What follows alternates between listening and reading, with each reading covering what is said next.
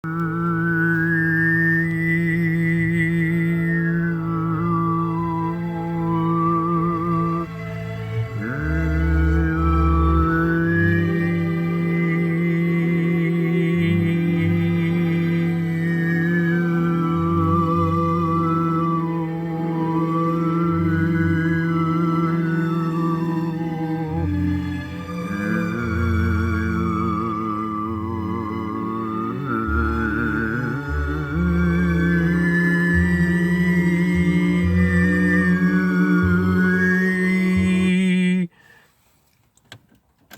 morning. Part 3 of December the 19th, 2018, which is which has a numerology of 3 plus 1 and 4 plus 11 and 15, 1 and 5 is 6. 6th day. You're on this Thor's day, which is the 4th day of the work week of Jupiter, Zeus, Thor, Jesus, God's Son, light of the world, of all reality and reading and red of Ra, the one who produces the spectrum of color, of the light of life. If you're attached to your particular persona, your particular personality, your particular ego, which has its very strict barriers and boundaries of selfhood, with your own particular story and your own particular narrative of Ra-Re, and your own particular inherited belief system, which got implanted because when you were born a little baby down at 6 o'clock at the beginning at Genesis Genetics, you didn't have an ideology, you didn't have a belief system that got implanted later on by parents, by school, by Sunday school, you know. And the big mantra of this corporate dominated, finance oligarch dominated sick system of debt slavery, perpetual debt slavery, the mantra is perception is reality, which is just an assumption, an assumption. And you know what happens when you assume? You make an ass of you and me.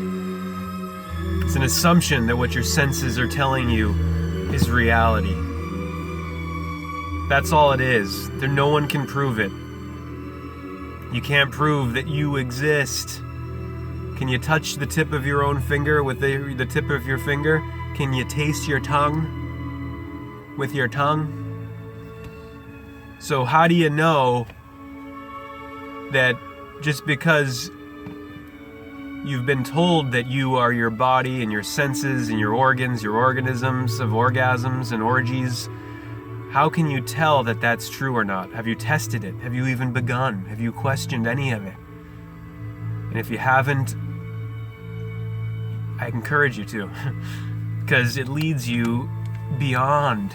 We're going to keep reading from Man and His Symbols by Carl Jung in a minute, the section on transcendence, or it's titled Symbols of Transcendence. Because the more you question, the more you start to transcend, and the more you go beyond your self-imposed or society-imposed and implanted and programmed limitations that are imposed on your consciousness, the prison for your mind that Morpheus talks about in The Matrix, the programming of the society in which you were born, your particular milieu. Is that how you say it? Milieu? Croissant. The crescent of the croissant of Christ, of the letter C, the waning crescent of the black moon of death and rebirth, which is what the Christmas ritual Saturnalia is all about. The sun's symbolic death and rebirth at the southern cross position of Capricorn. Look up the constellation Capricorn. It's the southern cross, for crying out loud. It's a cross, and the sun is dead in that position, symbolically. The lowest point of his path, of the serpentine sine wave path of the sun on the ecliptic. The highest point is the summer summit of the summer solstice. The lowest point is the valley of the winter solstice, or the cave that Jesus is, the tomb and the cave that Jesus comes out of when they see him resurrected, reborn, arising to Aries, to Marys, of the ovaries, of the ovary oval office. The summit, the valley, and then the equiline, the equator, when the sun's day and night are in the northern hemisphere we're talking about here, is equal, equinox, equal night, of the ox, of the aleph, of the A. The letter A is the aleph or the ox, which you gotta look at upside down to see the horns of the bull god El of Phoenicia, of all phonetics. Same word in phonetic as the Hebrew god El, which is singular, for Elohim, which is plural, gods, which is actually what the Genesis genetics God is, gods, plural. In the beginning, the gods created the heaven and the earth. Plural, Ra-El, the 7 days, the 7 deities, 6 days of creation, the 7th rest, the 7 deities of astrology. Genesis chapter 1, verse 14, and God created the stars in the heavens for signs and seasons, astrology, the 12 signs of the zodiac, the 12 o'clock position, the 24-hour day cycle, 12 constellations of the year that the sun goes through, the 12 months or moons. The 12 houses of the zodiac are the 12 moons.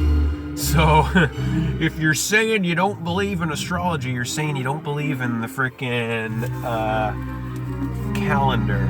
You don't believe in, 3 o'clock. Really?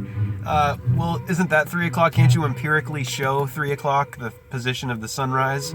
Yes, you can. This last synchronicity that I was showing from yesterday, the CRS, was this time of 214. Oh, look, we're getting a premonition of Valentine's, Eros Day, Arise, Rose Day of Perfumaries February, the rising Eros, the sun going to springing up, resurrection in the right ascension direction, Ra's erection. All about Osiris. They put the false phallus on the dead body to indicate going up back to the stars at death, resurrection. 4215 invoice number, the same as the 214 here, the 214 in the invoice number. See, that was the next one. That's the order of the transaction. Look at the total, 1147 with the 14. It was the 14th hour and the 14th minute. 7 plus 7, 14. Christ is 77 in Gematria, of Christ Mass, of Osiris, of Krishna, the black one, the black sun, the night face of the sun, his death face, and then his rebirth earth face of day, deity, day and night. 38 items, and the total was 9438. What are the fucking odds? You know what I mean? Have you really looked at your life? The details.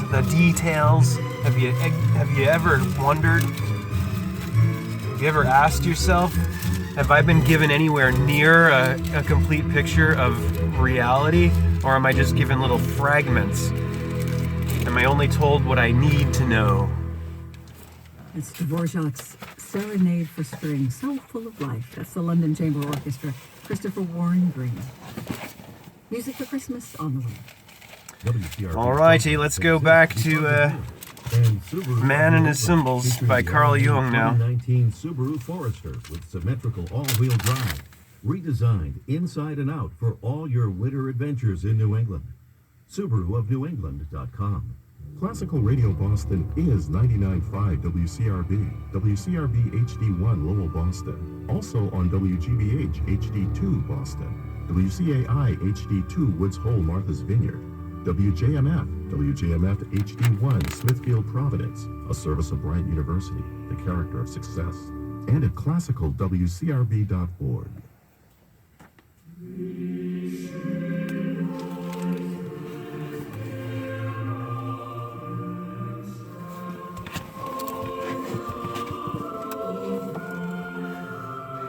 In myths or dreams, a lonely journey often symbolizes the liberation of transcendence.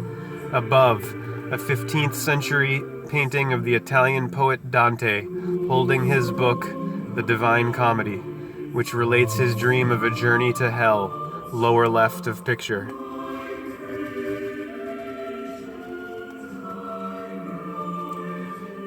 Purgatory and heaven. Far left, an engraving of the journey made by the pilgrim in the British author John Bunyan's Pilgrim's Progress, 1678. Note that the journey is a circular movement toward an inner center. This book, too, is told as a dream, left the pilgrim dreaming. Many people want some change from a containing pattern of life, but the freedom gained by travel, urged by the "Run Away to Sea" poster right, is no substitute for a true liberation. Traveling is a fool's paradise.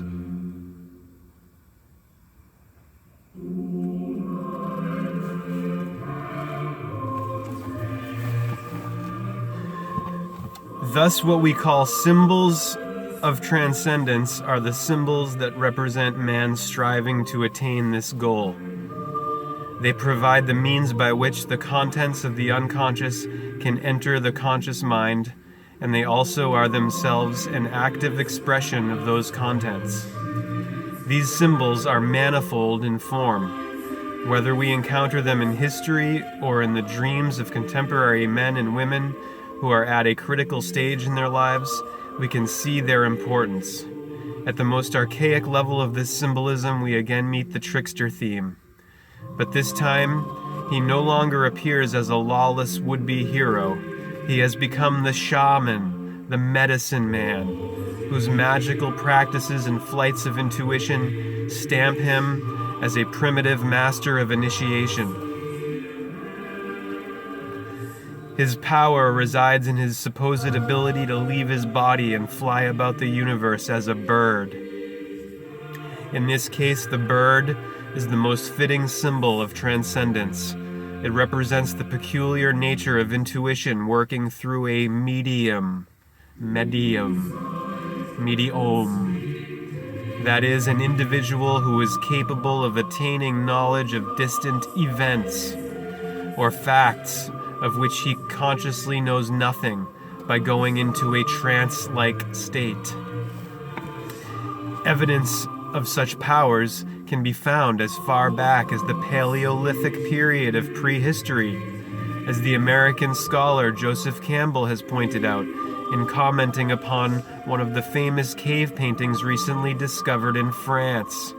At Lascaux, he writes, quote, "There is a shaman depicted lying in a trance, wearing a bird mask with a figure of a bird perched on a staff beside him. The shamans of Siberia wear such bird costumes to this day, and many are believed to have been conceived by their mothers from the descent of a bird." The shaman, then, is not only a familiar denizen, but even the favored scion of those realms of power that are invisible to our normal waking consciousness, which all may visit briefly in vision, but through which he roams a master, unquote. At the highest level of this type of initiatory activity, far from those tricks of the trade. The morning star. That's the incredible sound of the Dresden Chamber Choir. And that's music by Gustav Schreck here in WCRB. 4 minutes after 10 o'clock and heading up to the 40s today. I'm Kathy Fuller. Geoengineered weather is on the way. It's coming up in 15 minutes. Right now, Andras Schiff plays the piano with the Vienna Philharmonic Orchestra. Christoph von Dohnanyi conducts Schumann, the introduction, and Allegro Appassionato. At the highest level of this type of initiatory activity, far from those tricks of the trade by which magic so frequently replaces true spiritual insight, we find the Hindu master yogis. In their trance states, they go far beyond the normal categories of thought.